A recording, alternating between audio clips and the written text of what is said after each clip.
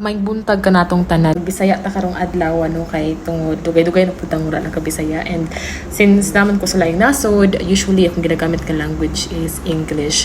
So nagtudlo ko dito guys kay tungod na ato siya dagat ito. Ipakita na ko sa inyo sa sunod. So buntag karon and diri sa Vietnam, actually 1 hour man pud ang difference nato tinaoy. So karon Bisaya ta best. Giningawan ko og story ag Bisaya, so magbisaya ta karon.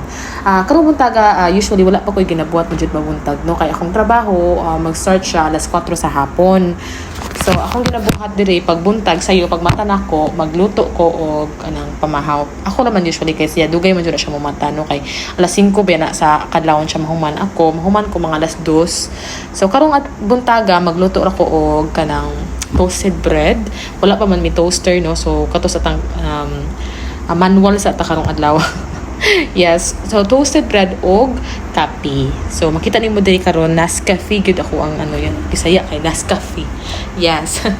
Dili ra ta mag-English kay tungod ganahan pug ko kay tungod kani nga video i-post man ako ni siya sa akong Facebook page, which is akong mga kalimitan sa akong mga followers ug akong mga friends kay mga Bisaya, mga bisdak kay akong tingog kay lahi ra gid kay basta magbisaya ko. Pag mag-English pod lahi ra pod kay ako ang tono niya, mausob jud akong tono pag mag-English ko then mag-Tagalog lahi ra pod.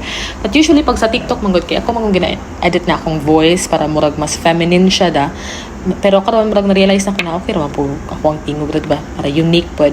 So unyang lunch akong ipapaubos ning isda kay magtinola ko unya kay gimingaw ko tinola, and gimingaw po kog inununan guys. 3 days ago nag inununan ko, pero karon hindi sa tamang inununan kasi mo tamang inununan ani no. And usap po sa akong gimingawan jud kay no naman ko sa Vietnam karon, gimingaw jud ko og sinigang na baboy o sinigang na shrimp, any kind of sinigang.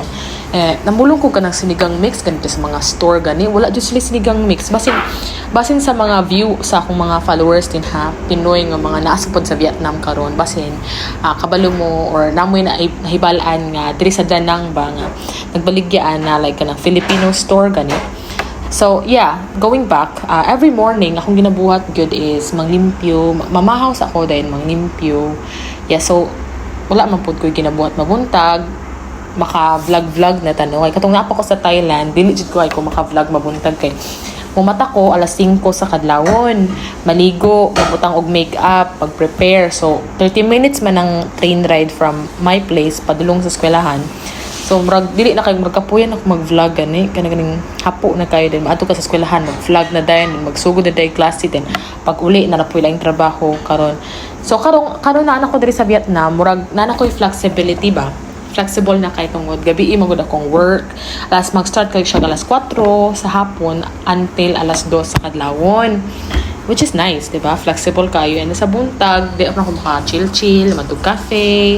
Pero usually na jud sa balay best kay balay jud kayong inita diri as in kanang summer, mura jud siya makasunog jud siya tapi literal jud nga sunog. Yeah, so kita ninyo karon diri nagluto ko og kanang pamahaw, kape lang usually og toasted bread and tangag jam and og butter. Yeah.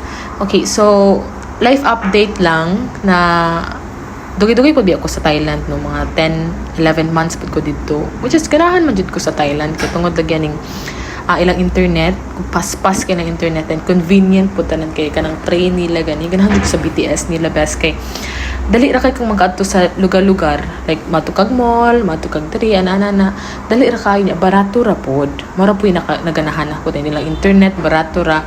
Ang namahal na gyud sa Thailand no kay kanang ilang utility bills, amo ang kuryente murag na sa Pinas pod mga 7,000 pod ang kuryente na tanan kompleto na aircon, refrigerator, mga microwave, ana.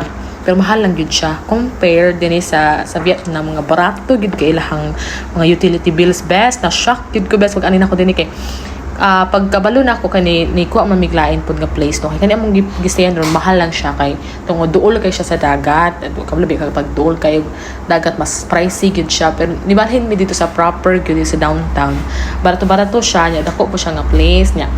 Ang utilities kay 250,000 dong. So if you convert that to Philippine peso, around 150 pesos, 200 pesos.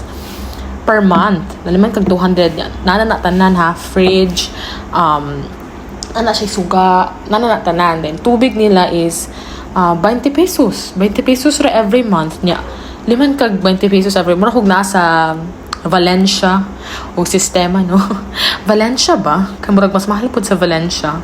Yeah, 20 pesos rin ilahang kuryente diri. Ilang mga pagkaon best, lami po siya, barato rapod. Mura po akong naganahan. Murag, ang madak-an lang ginamo diri sa Vietnam, no? Kay kana kaning ilahang place, kay medyo pricey siya. Pero, of course, kompleto na yun furniture, mga gamit, pangluto, ingana, kompleto na natanan.